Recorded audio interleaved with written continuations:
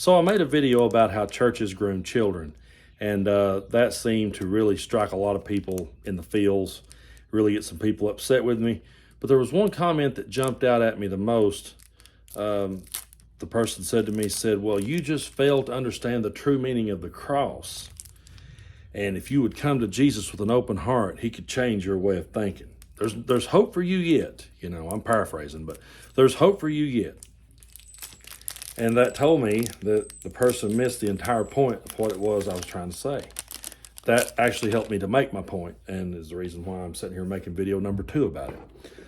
The very idea that you tell me that there's hope for me yet and that God could turn me around tells me that you're wanting me to agree with your version of God. Because I guarantee you, if I showed up on Sunday at your church and I sat there real quietly and I waited till the end of the sermon and when your pastor made the altar call, if I walked to that altar, dropped down on my knees, prayed, stood back up, and when y'all came up to congratulate me and shake my hand, I said, well, hey, I just talked to God and I heard a voice tell me that Black Lives Matter, and I heard a voice tell me that I should be accepting to trans people and the gay community, and that I should love everybody and treat everybody equal, and that Donald Trump is the Antichrist sent here to kill us all and destroy us all. I guarantee you would backpedal real quick and say, oh, no, that's not what God means. That's not what, God didn't tell you that. Now you're confused, which circles back to my original point that you're groomed to believe whatever your pastor tells you God is. That's the whole point.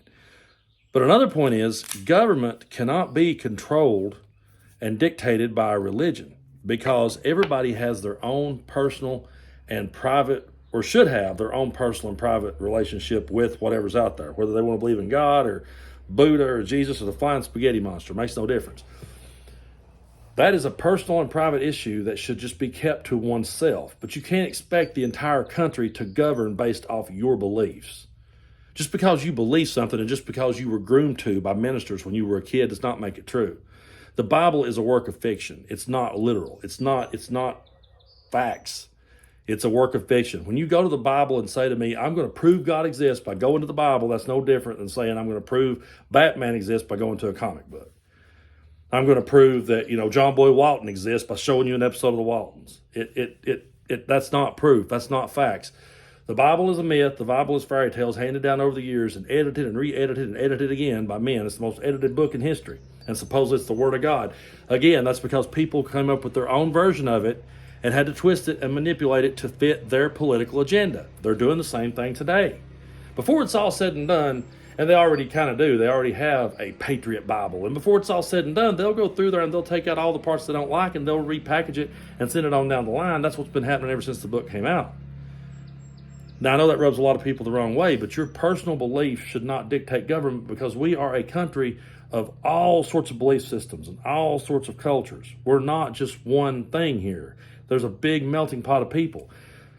And I'll say this, if you wanted to give it to the Christians and say, okay, Christians, you run the show, it's yours. Which church is going to run it? Are you Baptists going to be okay with the Catholics doing it? Are the Catholics going to be okay with the Presbyterians doing it? What are the snake handlers going to say about it? What if we let the snake handlers take over? Are you going to let your kids handle snakes? I'm just saying, you're failing to miss the point here, or you're failing to get the point here. And the point is, you create gods in your own image and you groom your children to believe in that. And it's happened no matter who you are. That's not belittling anyone. That's just the truth. I was born in Tazewell, Tennessee. I grew up in Middlesboro, Kentucky. I was groomed by religious parents who took me to Baptist and Pentecostal churches, and I learned and was told from childhood what they believed. And had I been born to a family in Lower Manhattan that was Catholic, that's what I would have been. So this idea that I don't understand the cross, first of all, it's a very judgmental comment to make. You don't know what my personal relationship is with anything. You don't know what I say when I close my eyes or pray or whatever the hell I do. I don't do any of that, but I'm just saying, you don't know. And if I did, if I came to your church and said I found Jesus and told him that I found him to be this way, you would say, nope, you got to think this way. Proving my point that you're just as groomed as the people you're afraid are grooming children. And one last thing about this whole drag queen thing, and maybe we can put it to bed. I don't know if we ever will, but since when does conservatives give a fuck about liberals? And especially liberals' children? Since when do you all give a flying fuck about our kids? If somebody's taking their kids to a drag show, it's probably a liberal.